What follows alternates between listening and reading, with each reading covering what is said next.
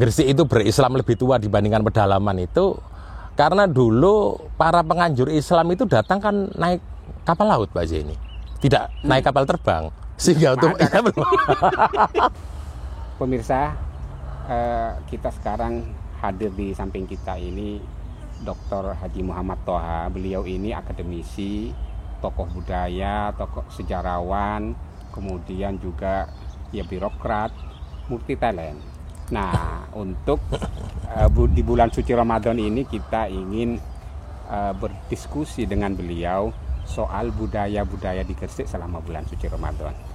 Nah, Pak Toha gimana selama Ramadan ini? Ya. Yang terakhir perkembangan ini gimana kondisi terakhir? Cukup sahdu Pak Zaini. Ya, karena apa sahdu? Ya karena nggak bisa kemana-mana kan. Semua harus dibatasi, perjumpaan harus dibatasi. Apalagi corona ini kan kalau masyarakatnya diumbar-umbar ya tambah dadi kan begitu. Maka saya mendukung pemerintah agar masyarakat harus betul-betul didewasakan, betul-betul memahami lah tentang prokes itu Pak Zaini gitu. Iya. Khusus yang ini biasanya Ramadan kalau dulu-dulu gimana Pak? Jadi gini Pak Zaini, Gresik itu kan kota santri ya. Artinya kota santri itu berislam juga lebih tua dibandingkan kota yang di pedalaman gitu. Kenapa kok saya ngomong Gresik itu berislam lebih tua dibandingkan pedalaman itu? Karena dulu para penganjur Islam itu datang kan naik kapal laut Pak Zaini, tidak naik kapal terbang. Sehingga otomatis kota-kota pelabuhan itu yang tersentuh nilai-nilai keislaman dan telah menerima ajaran Islam. Maka kita nggak kaget ketika Gresik, kemudian Tuban, kemudian Lasem, kemudian Cirebon itu Islam Jepara. Islam lebih awal karena apa ya? Karena dia menjadi tempat persandaran para penyebar Islam yang menggunakan angkutan laut itu Pak Zaini. Ya. Karena kota santri Pak Zaini, sehingga orang Jawa bilang itu orang Gresik itu saobah sak tingkai itu ketika Ramadan itu ya suasananya religius banget gitu Ramadan itu. Contoh gitu Pak Zaini ya. Misalkan kalau Ramadan itu awal menjelang Ramadan itu ada yang disebut dengan padusan Pak Zaini. Nah, padusan itu mungkin kalau masyarakat Jawa yang lain itu megengan. Nah, megeng itu kan artinya menahan. Itu dari bahasa Sunda. Nah, karena Gresik itu pesisir sehingga bahasanya khas Gresik namanya padusan. Kenapa padusan? Biasanya orang mau memasuki bulan suci itu otomatis kita yang mau memasuki bulan suci itu harus bersih dan suci. Maka adus. Jadi padusan.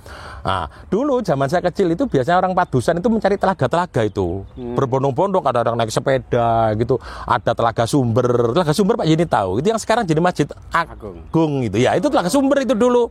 Kemudian telaga suci, itu telaga-telaga yang sangat besar dulu. Telaga Pegat itu iya, itu maha telaga. Artinya telaga-telaga besarnya lah kan gitu ya. Telaga Ngipi. Telaga Ngipi itu kan baru Pak Zaini. Nah iya, justru Telaga Ngipi itu dulu tempat mandinya supir truk Pak Zaini. Bukan untuk Ramadan. Iya, bukan Ramadan. Tukang supir truk, kemudian maaf Pak Zaini, teman dadakannya supir truk. Nah. Supir truk itu kadang-kadang kan kerjanya jauh-jauh, jarang ketemu keluarga. Lah kadang-kadang berteman di jalan itu kadang-kadang habis berteman mandi di situ gitu dulu. Gitu, iya. Terus tradisi yang lain? Jadi gini, padusan itu menarik Pak Zaini. Selain orangnya itu pada membersihkan diri, mandi, macam-macam gitu, membersihkan makam Pak Zaini. Maka padusan itu identik dengan membersihkan makam. Sampai sekarang Mas? Sampai, iya. Tapi unik Pak Zaini. Dulu itu kan jarang makam itu dikijing gitu kan jarang. Tahu dikijing? Kijing itu kayak di granit gitu ya, nggih granit yang dari beling sama semen itu ya. Sekarang itu kan begitu. Dulu itu kan hanya maesan don. Maesan gede-gede. Maka ketika orang-orang kota itu kadang-kadang kalau padusan itu di kuburan, dia kan nggak bawa apa-apa, nggak bawa sabit, nggak bawa apa-apa. Akhirnya kami waktu itu saya sendiri waktu kecil itu sering ketika padusan itu mencari uang Pak Zaini. Jadi bur lapur, rit ngarit gitu. Artinya nanti bayar itu mereka itu. Jadi mereka datang dengan keluarganya orang kaya-kaya Pak Zaini, mungkin karena orang Jakarta, orang mana jadi pejabat ya. Terus keluarganya kan di Gresik, dia jenguk keluarganya, kata orang Jawa Tengah nyadran, di Gresik padusan, nggak bawa arit. Lah kita yang anak kecil tuh ngariti Pak Zaini, ya itu kasih uang gitu. Jadi ini berkah. Berkah. Jadi ada pekerjaan tahunan lah kami waktu itu. Tapi anak dulu Pak Zaini, anak sekarang kan ribut dengan handphone terus kan? Iya. Apalagi sudah ada gadget. Iya, nggak perlu ngarit. Jadi habis ngarit Pak Zaini itu satu paket itu udah 2 item Pak Jenny. Jadi bersihkan kuburan itu 2 item menjadi satu paket. Yang satu biasanya teman itu satu ngelabur, satu ngarit. Jadi ketika kita habis ngariti rumputnya itu, teman yang lain tuh ngelabur itu maesannya itu, kemudian itu kan diiris sama batu sendi begitu. Itu lumayan Pak Yeni ya. Jadi untuk beli baju baru cukup lah waktu itu. Jadi hasil dari bersih-bersih kuburan itu baju baru. Tapi bajunya nggak merek kuburan, bajunya kan gitu. Iya. Terus kemudian suasananya sangat gresik banget Pak Yeni. Terus pulang itu biasanya orang habis ziarah kubur yang menyuruh kita untuk bersih-bersih itu pulangnya beli kinco Pak Yeni. Kinco itu ya buah Pak Yeni, buah itu khas Gresik juga Pak Yeni. Dan sekarang sudah pada nggak ada karena itu kan sebenarnya ciri Gresik tapi orang nggak tahu, kemudian ditebangi pohonnya, kemudian mungkin dianggap nggak menarik atau apa ya, kalah dengan ceri, kalah dengan apel gitu. Sudah punah berarti. Iya, sebenarnya itu kan hampir sama dengan siwalan Pak Yeni, siwalan, kinco.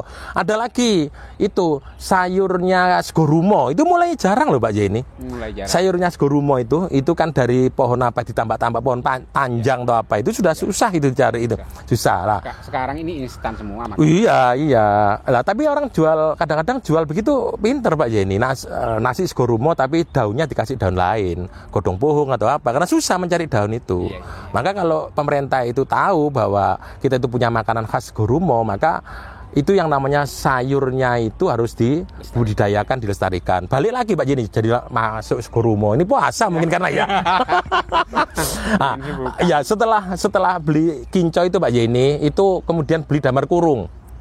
Damar kurung yang asli Pak Yeni. Zaman dulu itu asli damar kurung dari pring, jadi gagangnya itu pring, kemudian kertas gitu. Kalau sekarang ada damar kurung, cuman damar kurung yang sudah sangat modern ya, digambar di akrilik begitu. Kalau dulu itu ya kertas.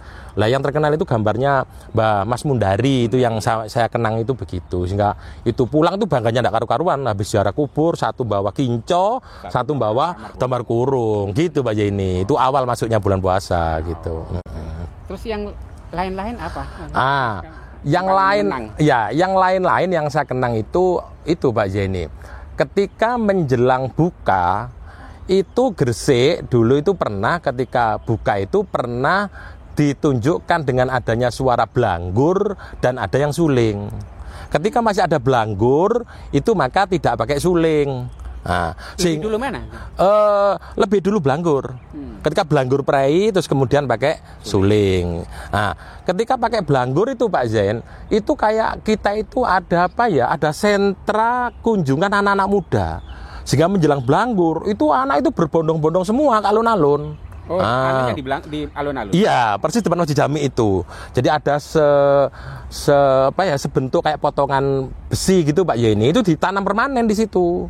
Karena saben sore mesti dinyalakan itu. Dan saya masih ingat itu dulu yang tukang menyalakan itu Pak Alis, mungkin namanya Holis gitu ya, kena cilik-cilik jadi hafal Pak Alis gitu. Kalau itu sudah keluar dari masjid terus membawa itu Pak Zaini, itu semua ribut. Jadi ini artis gitu Pak, bawa itu kemudian ya dimasukkan. Terus kenapa kok blanggur? Jadi akut blanggur. Sehingga tiap sore yang punya anak juga berbondong-bondong ke sana, anak muda bawa sepeda mini, bawa jengki semua. Jadi kayak pasar malam gitu. Dan yang orang jualan. Oh iya, dan yang khas itu Pak Yeni, es gronjong Pak Yeni. Sambil nunggu habis belang itu kan minum kita. Belinya mesti es gronjong. Es gronjong itu Pak Yeni, es gronjong itu ya dulu gimana ya, karena orangnya imunnya tinggi, gak ada orang sakit Pak. Padahal es gronjong itu wadahnya kok dandang besar gitu Pak Yeni. Terus bikinnya ya barusan saja air mentah disok dikei jinggo sumbo layangan itu yang ada kertasnya itu, kadang-kadang kertasnya jegurno sisan Pak Yeni. Terus es batunya itu ya gede banget, itu segede sendi dijegurno. Udeke ya tangane wonge mlebu sisan gitu. Terus dijeguri itu Pak Yeni blewa. Nah, blewa itu diiris tipis-tipis gitu. Nggak tahu, ngirisnya tuh pinter banget. Kayak tipis kayak ilir gitu loh, berarti. Itu banyak pedagang sebenarnya. Banyak itu. Sekarang nggak ada. Dan sekarang mungkin juga nggak steril Pak Yeni, nggak steril. Iya, itu langsung Pak Yeni. Nek nyeduk kadang-kadang dikerbekno sak tangane sing jual itu Pak Yeni. Tapi itu sehat juga kan. Nggak ada orang sakit. Orang sakit. Nah, itulah. Dulu tuh begitu Pak. Jadi rame itu ketika. Nah, kemudian ketika itu berganti habis blanggur itu ada suling. Suling itu sirine itu Pak Yeni, ya sirine. Cuman orang Gresik arani suling kan gitu kan. Basuki Rahmat itu. Iya, Basuki Rahmat itu. Itu dulu memang kan alat apa namanya perang lah ya. Kalau ada bahaya atau ada apa itu berbunyi dulu. Itu kan difungsikan sejak zaman Belanda, juga zaman Jepang. Ya. Tapi kearifan orang Indonesia itu kan luar biasa, khususnya leluhur kita Gresik itu. Lah ketika sampai pada Ramadan itu gunakan untuk menunjukkan sudah waktunya berbuka. Suling itu bunyi kan begitu. Dan jangkauannya juga lumayan suling itu gitu. Sehingga suling itu bermanfaat juga pada waktu itu untuk menunjukkan waktu berbuka sudah masuk. Begitu Pak Jenny kan gitu. Itu Betul, oke pemirsa, betul. nanti kita ketemu lagi dengan Pak Toha ya, dengan tema yang lain yang lebih menarik tentunya ya.